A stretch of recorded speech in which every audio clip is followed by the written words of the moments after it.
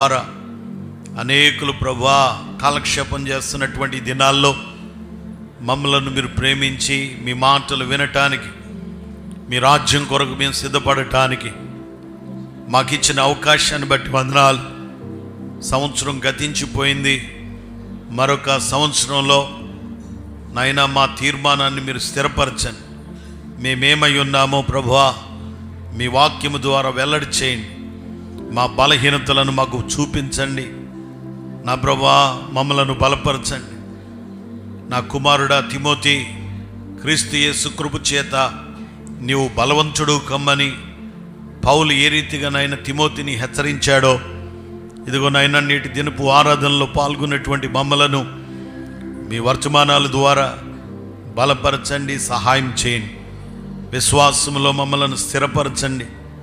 సేవా పరిచర్యలో నాయనా మేమందరం కూడా కలిసి ఆధ్యాత్మికంగా ముందుకు సాగిపోయే భాగ్యం అనుగ్రహించి మహిమ పొందమని యేసు నామమున అడిగి వేడుకొంచున్నాను తండ్రి, ఆమేన్. ప్రభునందు ప్రియమైనటువంటి వారలారా, దేవుని మహాదయని బట్టి మరొక అవకాశం దేవుడు మనకిచ్చారు. మనలను, మన ప్రాంతాన్ని, మన కుటుంబములను దేవుడు జ్ఞాపకం చేసుకొని మరొక మంచి అవకాశమును ప్రభు మనకిచ్చి ఉన్నారు. మనము అజ్ఞానుల వలె కాక జ్ఞానులుగా ప్రవర్తించాలి. మనము దేవుడిచ్చిన జ్ఞానం మనకుంది. ప్రభు ఇచ్చిన ఆత్మీయ జ్ఞానాన్ని బట్టి పరిశుద్ధంగా ప్రభు కొరకు జీవించగలిగినటువంటి వారిగా మనం ఉండాలి. సంవత్సరాలు జరిగిపోతూ ఉన్నాయి. గత సంవత్సరం ఎన్నో ఒడిదుడుకులు, ఎన్నో సమస్యలు, ఎన్నో పరిస్థితులు మనలను వెంటాడినప్పటికీ ఆయన కృప చేత వాటన్నిటిని కూడా తప్పించి క్షేమాన్నిచ్చి నూతన సంవత్సరంలో ప్రభు మనలను ప్రవేశపెట్టారు. కాబట్టి ఈ సంవత్సరం అంతా కూడా మరలా తిరిగి దేవుని చిత్తమైతే దేవుని వాక్యము ద్వారా మనం ప్రభుకిష్టులుగా జీవించడానికి సిద్ధపడాలి. గత సంవత్సరం గడిచిపోయింది. ఈ నూతన సంవత్సరంలో ప్రభువా నేనెక్కడ చల్లారిపోకుండా, నా ఆత్మీయ జీవితంలో నేనెక్కడ వెనుకబడిపోకుండా, బలహీనుడను కాకుండా నన్ను బలపరచండి ప్రభు అని మనం ప్రభు వైపు చూస్తూ మరి ప్రియులారా సిద్ధపడవలసినటువంటి వారమైంటున్నాం. సంఘ కార్యక్రమాలు మనకు క్షేమాన్ని ఇస్తాయి. మన ఆత్మ క్షేమము కోరి సంఘ కార్యక్రమాలు అనేటువంటివి జరుగుతూ ఉంటాయి.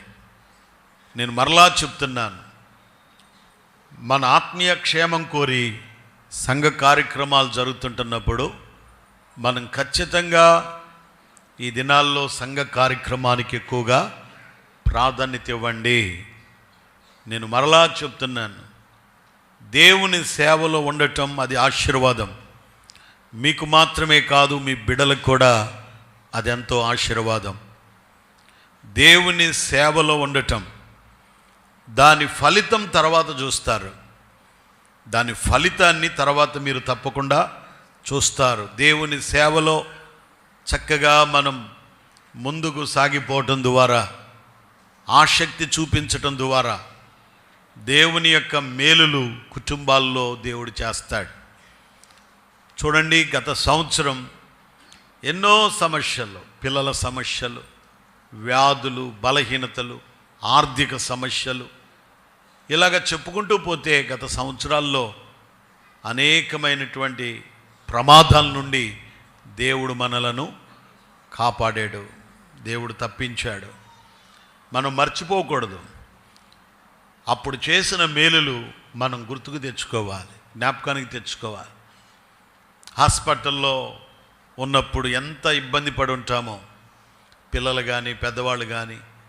ప్రియులారా, కొన్ని శారీర రుగ్మతలు డాక్టర్లకు కూడా అర్థం కావు. ప్రియులారా, డాక్టర్లకు కూడా ఏమాత్రం కూడా అర్థం కావు. వారు కూడా ఏం చేయలేరు. అలాంటి పరిస్థితుల్లో కూడా దేవుడు ప్రియులారా భయపడొద్దు, నిబ్బరం కలిగి ఉండండి, నేను నిన్ను విడువను ఎడబాయను అని వాగ్దానం చేసిన దేవుడు. కాబట్టి ఆయన సన్నిధిని ప్రేమిస్తే ఆయన సన్నిధిని మనము ప్రియులరా, మన జీవితంలో పోగొట్టుకోకుండా దేవుని సన్నిధిని మనం కలిగి ఉన్నప్పుడు గొప్ప మేలులు, ఆశీర్వాదాలు మనం ఖచ్చితంగా చూస్తాం. దేవుని సన్నిధి అనగా ఆయన మనతో ఉన్నాడు, ఆయన మనతో ఉన్నాడు. దేవుని సన్నిధి అంటే మనతో ఉండువాడు. ఈ మందిరం దేవుని సన్నిధి ఉండుట కొరకాయ దేవుడు మనకిచ్చినటువంటి మందిరం. ఇది పరిశుద్ధ స్థలం. ఈ మందిరం పరిశుద్ధమైంది. ఈ పరిశుద్ధ స్థలములో దేవుడు నివసిస్తాడు. అది మన విశ్వాసం. నిర్గమాకాండము చూడండి, ఒక్కసారి ఈ మాట చెప్పి నేను వాక్య భాగంలోనికి వెళ్ళాలని నేను ఇష్టపడుతున్నాను. నిర్గమాకాండం 25వ అధ్యాయం 8-9 వచనాలు చదువుకుందాం. మోషేతో దేవుడు మాట్లాడుతున్నాడు. నేను వారిలో నివసించున్నట్లు వారు నాకు పరిశుద్ధ స్థలమును నిర్మింపవలెను. పరిశుద్ధ స్థలం అనగా ప్రత్యేకించబడింది, దేవుడు నివసించేటువంటి స్థలం ఇది.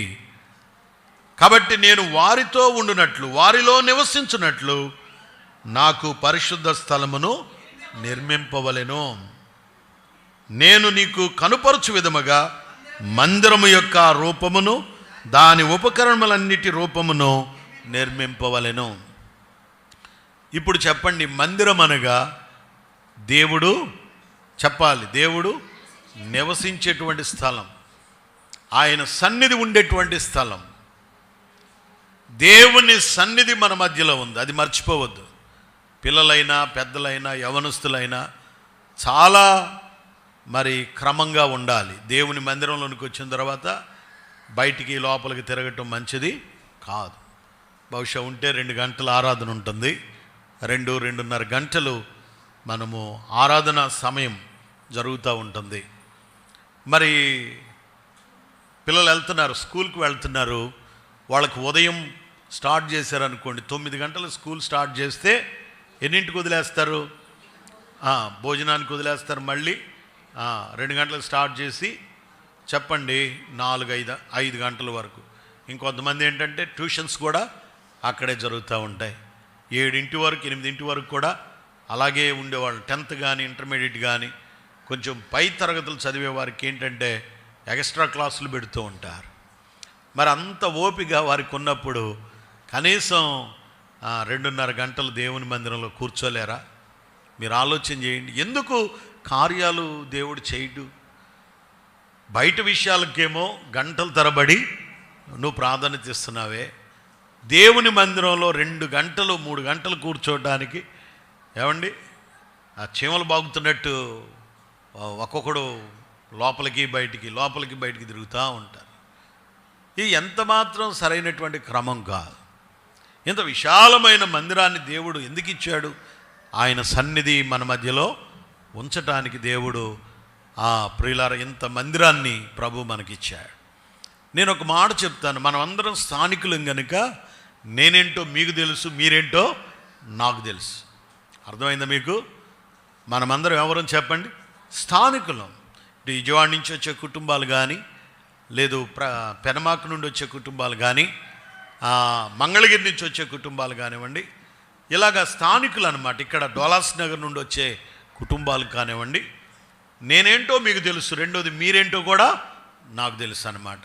అంటే కుటుంబ పరంగా మనం కొన్ని స్థలాలకు వెళ్తాం, మనం ఎవరో కూడా వాళ్ళకి తెలియదు. పోనీ వాళ్ళెవరో మనకు తెలిసిన మంచి సేవకుడని మంచిగా వాక్యం చెప్తున్నారు, చాలా బాగుంది అని మనం ఆశపడి వెళ్ళినా మనమేంటో మనమెవరమో వాళ్ళకి ఏమాత్రం కూడా తెలియదు. వాస్తవంగా మనం మాట్లాడుకోవాలి. వెళ్ళేవారు భార్యాభర్తలుగా వెళ్తున్నారా, లేకపోతే ఇంకో ఉద్దేశంతో ఎలాగ